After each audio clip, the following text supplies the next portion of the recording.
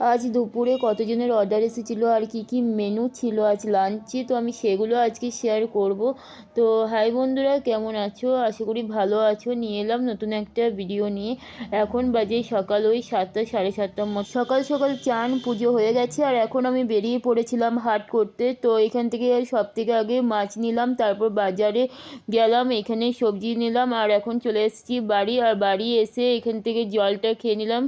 আর আজকে তোমার জলখাবারে খেলাম তোমার ওই ডিমের পোচ করে নিয়েছিলাম আর কালকে রুটি ছিল আর আমার কিছুটা রান্না হয়ে এসেছিলো, তো ওইখান থেকে একটু পেঁয়াজ আলু ভাজা নিয়ে নিয়েছিলাম। তো যাই হোক বন্ধুরা, আর এখন এই যে মাছটা দেখো আমি হলুদ আর একটু লেবু দিয়ে মাখিয়ে নিচ্ছি, কারণ নুন দেবো না।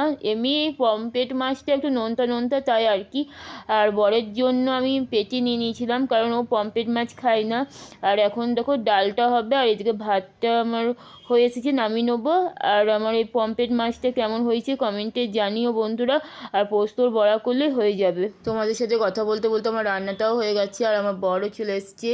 তো আমার বরের জন্য এই যে চা করে দিলাম। আর কি কি রান্না করেছি তো চলো দেখাই। ফুলকপি আলুর তরকারি, পমফ্রেট মাছের ঝাল দিয়া, পেঁয়াজ আলু ভাজা, পোস্তর বড়া ভাজা, ভেজ ডাল করেছি, তারপর করেছি তোমার এখানে ধনেপাতার চাটনি আর বরের এই যে মাছ ভাজা করেছি। তো যাই হোক বন্ধুরা, তো আমার রান্না বান্না হয়ে গেছে। আর এখানে দেখো সব খাবারগুলো সুন্দরভাবে আমরা প্যাক করে নিলাম। আর এখানে দেখো বর বাড়ি আসার সময় খেজুর গুড় আর লবাদ এনেছে, তো পায়েস করার জন্য। আর অনেকটা এনেছে, এটা অনেক দিন আমাদের হয়ে যাবে। তো যাই হোক বন্ধুরা, এখন ওই দুপুর 1টা 1:30 বাজবে হয়তো। তো আমরা এখানে এখন লাঞ্চ করতে বসে পড়লাম।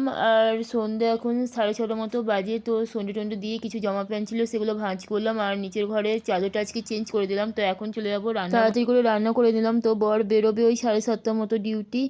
তো যাই হোক, আজকে রাত্রে রান্না করেছিলাম রুটি, আলু ভাজা, ডিম সেদ্ধ করেছিলাম। তো যাই হোক, আমার এই ছোটো মিনি ব্লগটা তোমাদের কেমন লাগলো কমেন্টে জানিও। ভালো লাগলে লাইক কমেন্ট শেয়ার সাবস্ক্রাইব করে দিও। টাটা।